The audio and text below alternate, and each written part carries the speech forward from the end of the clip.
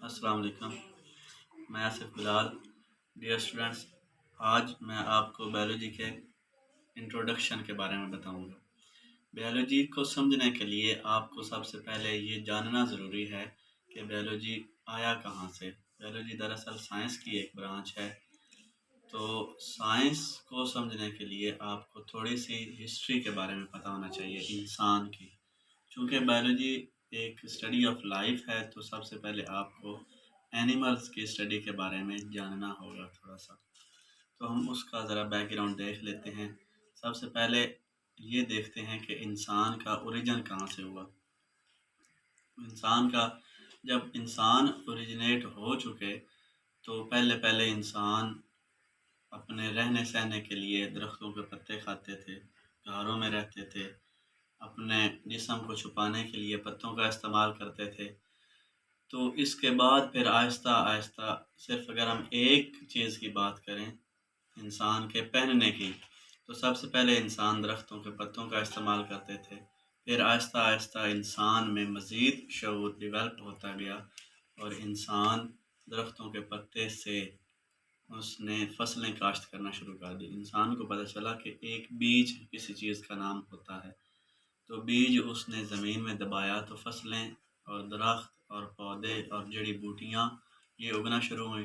फिर इंसान ने कुछ ऐसे पौधे लगाए जिससे कपड़े के बारे में उन्हें शऊर हासिल हुआ। वो दरअसल कपास के पौधे थे, मतलब। तो इसके बाद फिर इंसान ने आहिस्ता आहिस्ता सनअतकारी की तरफ तवज्जो शुरू की और इसके बाद इंसान अपने रहने सहने के लिए फिर घरों से निकल कर बड़े बड़े बिल्डिंग्स कंस्ट्रक्शंस बनाना शुरू की और आज तक फिर ये इस तरह की अभी जो दुनिया की मौजूदा शक्ल है, इस तरह वजूद में आई। तो इन सब को जानने के लिए ये सारी चीज़ें इंसान कैसे सीखता है, किससे सीखता है, ये सारी साइंस के ज़ुमरे में आती है। तो साइंस और बायोलॉजी को मज़ीद जानने के लिए चलते हैं हम वाइट बोर्ड की तरफ। तो इंसान अपनी 5 सेंसेस इस्तेमाल करता है ऑब्जर्वेशन के लिए। मिसाल के तौर पर देखने की सेंस, चखने की सेंस, सुनने की सेंस, फील करने की सेंस यानी टच।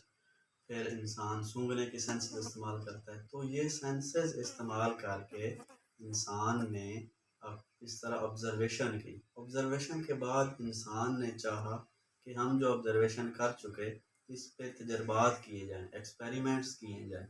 फिर इंसान ने इस ऑब्जर्वेशन को सामने रखते हुए उन चीज़ों पे एक्सपेरिमेंट किए। इस तरह तरक्की होती है ना।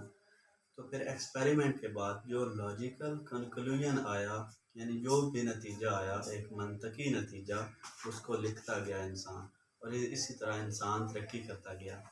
तो अभी हम देखेंगे कि इसकी डेफिनेशन ये एग्जामिनेशन पॉइंट ऑफ व्यू से भी इम्पोर्टेंट है। तो ये देखते हैं कि इंसान साइंस क्या है। साइंस दरअसल है study in which observation are made, यानी ऑब्जर्वेशन की जाए, एक्सपेरिमेंट्स आर डन, एक्सपेरिमेंट्स किए जाएं, तजर्बात किए जाएं और उसके बाद क्या किया जाए एक्सपेरिमेंट्स के बाद, उसके बाद लॉजिकल कंक्लूजन यानी मंतकी नतीजा लिखा जाए। और ये सारा कुछ किसके अंडर है, किसके अंडरस्टैंडिंग में है, ये प्रिंसिपल ऑफ नेचर, यानी ये सारा कुछ नेचर में मौजूद होना चाहिए। तो ये साइंस की डेफिनेशन में कुछ की पॉइंट्स हैं जो आपको याद रखने हैं। सबसे पहले एक ऑब्जर्वेशन, उसके बाद ऑब्जर्वेशन के बाद एक्सपेरिमेंट, एक्सपेरिमेंट के बाद लॉजिकल कंक्लूजन यानी कि मंतकी नतीजा।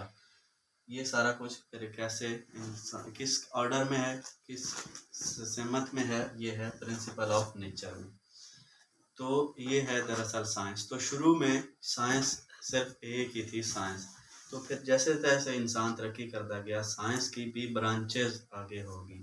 यानी वो कैसी, जो मेन ब्रांचेस हैं वो हैं, एक फिज़िक्स, केमिस्ट्री, बायोलॉजी, मादा और एनर्जी का आपस में ताल्लुक, फिज़िक्स। फिर केमिकल्स की स्टडी, केमिस्ट्री, और जो हमारा मौजू गुफ्तगू है वो बायोलॉजी। ठीक है, बायोलॉजी को आगे हम मज़ीद फर्दर स्टडी करते हैं। तो सबसे पहले हम ये देखते हैं कि इसकी एटोमोलॉजी क्या है। एटोमोलॉजी भी साइंस की एक ब्रांच है, जिसमें हम ये देखते हैं कि कोई भी लफ्ज़ ये कहाँ से इसका वजूद आया और ये कैसे बना। तो एटोमोलॉजी बायोलॉजी की क्या है कि ये दो ग्रीक लेटर्स, दो ग्रीक वर्ड्स से बना है। जैसे वो कौन से हैं, एक बायोस है और एक लोगोस है। बायोस का मतलब है लाइफ यानी कि ज़िंदगी, और लोगोस का मतलब है रीजनिंग, स्टडी या थॉट। यानी कि हम दूसरे लफ्ज़ों में आम जुबान में कह सकते हैं कि बायोलॉजी का मतलब है स्टडी ऑफ लाइफ, यानी कि ज़िंदगी का साइंटिफिकली मुतालिया करना।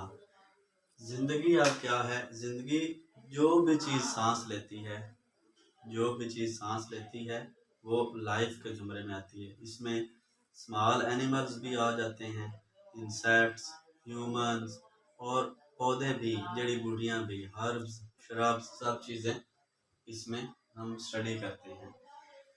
तो चूँकि ये एक बहुत ही बड़ी ब्रांच है साइंस की, बायोलॉजी, जिसमें तमाम जानदार चीज़ों की स्टडी करते हैं। अब भी आपको मालूम ही होगा कि दुनिया में अल्लाह पाक ने इतनी ज़्यादा चीज़ें बनाई हैं कि इंसान अभी तक ये सही तादाद इसके बारे में नहीं बता सका। एक मुहतात अंदाज़ा है कि 2.5 मिलियन स्पीशीज़ हैं जिनके बारे में इंसान जानता है, और ये एक और मुहतात अंदाज़ा है कि तकरीबन 30 मिलियन स्पीशीज़ दुनिया में है। तो ये एक बहुत बड़ी तादाद है स्पीशीज़ की। तो चूँकि ये एक बहुत बड़ी तादाद है जिसको एक ब्रांच में पढ़ना मुमकिन नहीं है, तो इसी तरह इस बायोलॉजी के भी आगे मज़ीद 3 डिवीजन्स कर दी गई। वो डिवीजन्स क्या हैं? सबसे पहले है ज़ूलॉजी, दूसरी है बॉटनी, तीसरे नंबर पे है माइक्रोबायोलॉजी। ज़ूलॉजी क्या है? ज़ूलॉजी दरअसल है ज़ू, आपने सुना हुआ होगा एक लफ्ज़ ज़ू, आम ज़ुबान में पाकिस्तान में चिड़ियाघर को कहते हैं। यानी चिड़ियाघर में क्या पाए जाते हैं? जानवर जो सांस लेते हैं, जो अपने खुराक को तैयार नहीं करते। इनकी मज़ीद आगे डिटेल हम फर्दर लेक्चर्स में देखेंगे। तो ज़ू का मतलब है एनिमल्स, और हम पहले पढ़ चुके हैं कि LOGY लॉगी का मतलब लोगोस है, जो रीजनिंग स्टडी। तो एनिमल आगे लॉजी, यानी कि ज़ूलॉजी क्या होगा? Study of animals. ज़ूलॉजी अब बायोलॉजी की वो डिवीज़न है जिसमें हम तमाम जानवरों की स्टडी करते हैं। उसके बाद जैसा कि हमने पहले बताया कि कुछ पौधे होते हैं, दरख्त होते हैं, श्रब्स, हर्ब्स होती हैं, तो उनकी स्टडी के लिए एक अलग ब्रांच है जिसको हम बॉटनी कहते हैं। बॉटनी की सिंपल डेफिनेशन क्या होगी? Scientific study of plants. अब प्लांट्स में वो तमाम चीज़ें आ जाती हैं जो ग्रीन, जिनके पत्ते होते हैं, यानी कि वो फोटोसिंथेसिस कर सकते हैं। इसके बाद अब कुछ ऐसे स्पीशीज़ अल्लाह पाक ने बनाई हैं जो ना तो ये ज़ूलॉजी में आती हैं ना बॉटनी में, यानी कि ना तो वो बड़े जानवर हैं ना पौधे हैं। तो उनके लिए एक अलग से बायोलॉजी की डिवीजन रखी गई है जिसको हम माइक्रो बायोलॉजी कहते हैं। इसकी एटोमोलॉजी क्या है? माइक्रो का मतलब होता है स्मॉल, और बायोलॉजी के बारे में आप जानते हैं, स्टडी ऑफ लाइफ। तो हम ये क्या, इसका वैसे लफ्ज़ी मतलब क्या हुआ? Small study of life. क्या मतलब हुआ इसका? इसका ये मतलब हुआ कि स्टडी ऑफ स्मॉल ऑर्गेनिजम्स या एनिमल्स,